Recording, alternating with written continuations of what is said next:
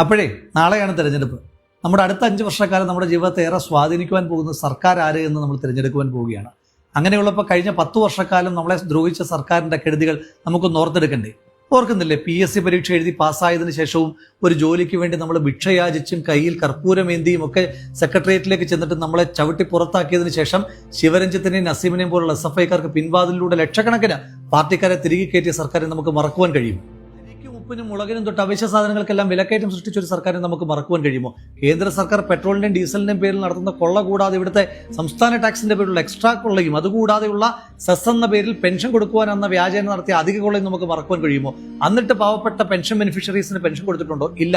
KSRTC ജീവനക്കാർക്ക് ശമ്പളം കൊടുത്തിട്ടുണ്ടോ? ഇല്ല. KSRTC ജീവനക്കാർക്ക് പെൻഷൻ കൊടുത്തോ? ഇല്ല. KSRTC കട്ടപ്പുറത്താക്കില്ലേ ആക്കി. അരിപ്പടി കൊണ്ട് നിർമ്മിച്ച സ്കൂളുകൾ ഇടിഞ്ഞു വീഴുന്ന കാഴ്ച നമ്മൾ കണ്ടു. ആ സ്കൂളുകളെ കേരളത്തിന്റെ ലഹരി മാഫിയ കയ്യേറുന്ന കാഴ്ച നമ്മൾ കണ്ടു. അതിനെ പ്രതിരോധിക്കാൻ കഴിയാത്ത പോലീസിന്റെ നിസ്സഹായാവസ്ഥ നമ്മൾ കണ്ടു. ആ പോലീസ് റോഡിലേക്ക് ഇറങ്ങുമ്പോൾ ഹെൽമറ്റ് വെക്കാതെ പോകുന്ന ചെറുപ്പക്കാരെ ലാത്തിക്കെറിഞ്ഞ് വീഴ്ത്തുന്ന കാഴ്ചയെ നമ്മൾ കണ്ടിട്ടുണ്ട്. പോലീസ് സ്റ്റേഷനിലേക്ക് പോയ വരാപ്പുഴയിലെ ശ്രീജിത്തിനെ നെടുങ്കണ്ടത്തെ രാജ്കുമാറിനെ ഉരുട്ടിക്കൊന്ന പോലീസിനെ നമ്മൾ കണ്ടു. മൊബൈൽ മോഷ്ടിച്ചു വന്ന വ്യാജന ഒരു പിഞ്ചു കുഞ്ഞെ അപമാനിച്ച പിങ്ക് പോലീസിന്റെ ക്രൂരതയും നമ്മൾ കണ്ടിട്ടുണ്ട്. നക്സൽ വേട്ടയുടെ പേര് പറഞ്ഞ് പാവപ്പെട്ട ആദിവാസികൾക്ക് നേരെ നടത്തിയ പോലീസുകാരുടെ ക്രൂരമായ ലാത്തി ചാർജും അതുപോലെ തന്നെയുള്ള എൻകൗണ്ടറുകളും കേരളം സാക്ഷ്യം വഹിച്ചു. വർഗീയത പറയുന്നവരെ ഒപ്പം കൂട്ടി യാത്ര ചെയ്യുന്ന മുഖ്യമന്ത്രി തന്നെ ഒരു വർഗീയവാദിയായി മാറുന്ന കാഴ്ചയെ നമ്മൾ കണ്ടു. സ്ത്രീ സുരക്ഷയെ PR-ന് വേണ്ടിയിട്ടും രാഷ്ട്രീയ എതിരാളികളെ വേട്ടയാടുവാനും വേണ്ടി മാത്രം ഉപയോഗിക്കുകയും യഥാർത്ഥ സ്ത്രീ സുരക്ഷ നടപ്പിലാക്കാതിരിക്കുകയും ചെയ്ത സർക്കാർ.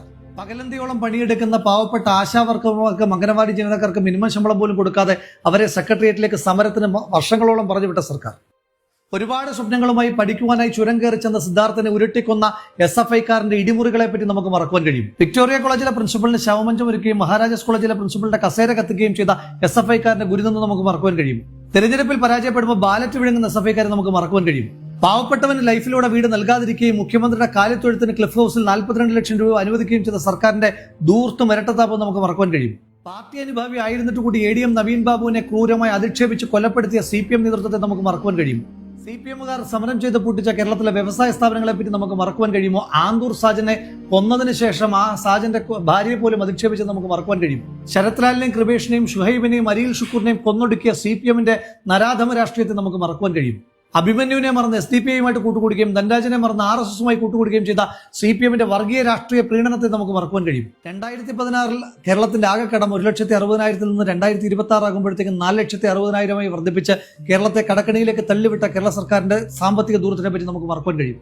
വെള്ളക്കരം വർദ്ധിപ്പിച്ച, വീട്ടുകരം വർദ്ധിപ്പിച്ച, വൈദ്യുതി ചാർജ് വർദ്ധിപ്പിച്ച, ബസ് ചാർജ് വർദ്ധിപ്പിച്ച, കോർട്ട് ഫീസ് ചാർജ് വർദ്ധിപ്പിച്ച, ബർത്ത് സർട്ടിഫിക്കറ്റ് തൊട്ട് ഡെത്ത് സർട്ടിഫിക്കറ്റ് വരെയുള്ള എല്ലാ സേവനങ്ങളുടെയും ചാർജ് വർദ്ധിപ്പിച്ച ഈ സർക്കാരിന് നമുക്ക് മറക്കുവാൻ കഴിയും. കാട്ടാനകളും കാട്ടുമൃഗങ്ങളും നാട്ടിലിറങ്ങി മനുഷ്യന്മാരെ പട്ടാപ്പകൽ ചവിട്ടിക്കൊല്ലുന്ന കാഴ്ച നമുക്ക് മറക്കുവാൻ കഴിയും. കാട്ടുമൃഗങ്ങൾ നാട്ടിലേക്ക് ഇറങ്ങി മനുഷ്യന്റെ കൃഷിയെ നശിപ്പിക്കുന്ന കാഴ്ച, ആ കാഴ്ചയെ നിസ്സംഗതയോടുകൂടി നോക്കി നിൽക്കുന്ന സർക്കാരിന്റെ മനോഭാവത്തെ നമുക്ക് മറക്കുവാൻ കഴിയും.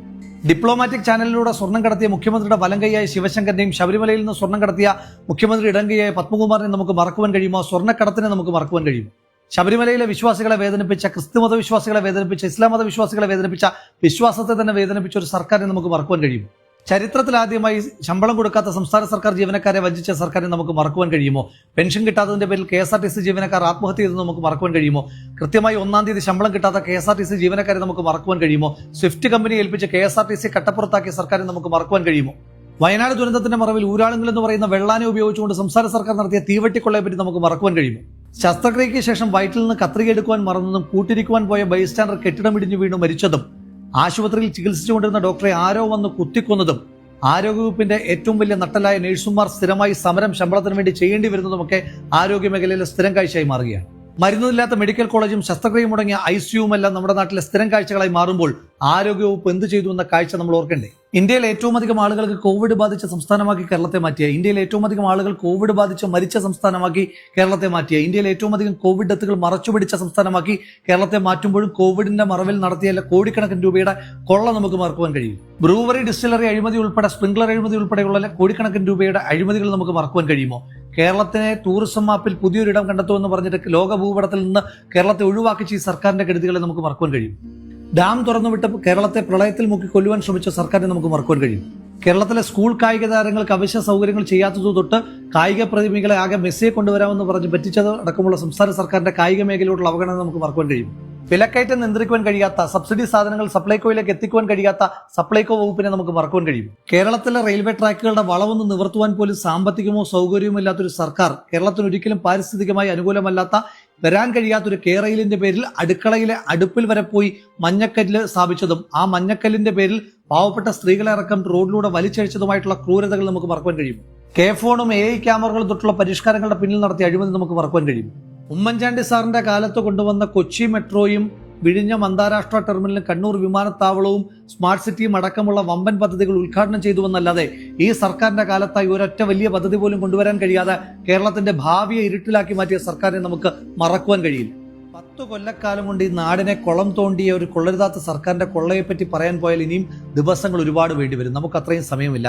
ആ കൊള്ളരുതാത്ത സർക്കാരിനെതിരായിട്ടൊന്ന് സമരം ചെയ്ത സമരക്കാരെ തലക്കടിച്ച് കൊലപ്പെടുത്തുവാൻ ശ്രമിച്ച ഡിവൈഎഫ്ഐയുടെയും പോലീസിന്റെയും ഗുണ്ടകളോട് അത് ജീവൻ രക്ഷാ സേനയാണെന്ന് പറഞ്ഞ കേരള ചരിത്രത്തിലെ ഏറ്റവും ജനാധിപത്യ വിരുദ്ധനായ, ഏറ്റവും ക്രൂരനായ, ഏറ്റവും അധികം കള്ളങ്ങൾ പറയുന്ന, ഏറ്റവും അധികം കൊള്ളയ്ക്ക് കൂട്ടുനിന്നിട്ടുള്ള ഒരു മുഖ്യമന്ത്രിയാണ് ശ്രീ പിണറായി വിജയൻ. ആ പിണറായി വിജയനെ താഴെ ഇറക്കുവാൻ കിട്ടുന്ന സുവർണാവസരമാണ് നാളെ നമ്മുടെ ഓരോരുത്തരുടെയും കയ്യിലേക്ക് വന്നു ചേരുന്നത്. വോട്ട് ഓർമ്മയാണ്, ഓർമ്മപ്പെടുത്തലാണ്. ഓർമ്മ കഴിഞ്ഞ 10 വർഷക്കാലം ഈ സർക്കാർ നമ്മളെ എങ്ങനെയെല്ലാം ദ്രോഹിച്ചു എന്നുള്ളതായിരിക്കണം. ഓർമ്മ പെടുത്തൽ എന്ന് പറയുന്നത് വരാൻ പോകുന്ന 5 കൊല്ലക്കാലം ഈ സർക്കാർ ഉണ്ടാകുവാൻ പാടില്ല എന്നുള്ളതായിരിക്കണം. അതുകൊണ്ട് നമുക്ക് നമ്മുടെ വോട്ട് വളരെ ബോധപൂർവം ആലോചിച്ചുറപ്പിച്ച് വിവേകത്തോടു കൂടി തന്നെ ചെയ്യാം. ആ ചെയ്യുന്ന വോട്ട് UDF-നൊപ്പമാകട്ടെ. UDF നയിക്കും, കേരളം ജയിക്കും.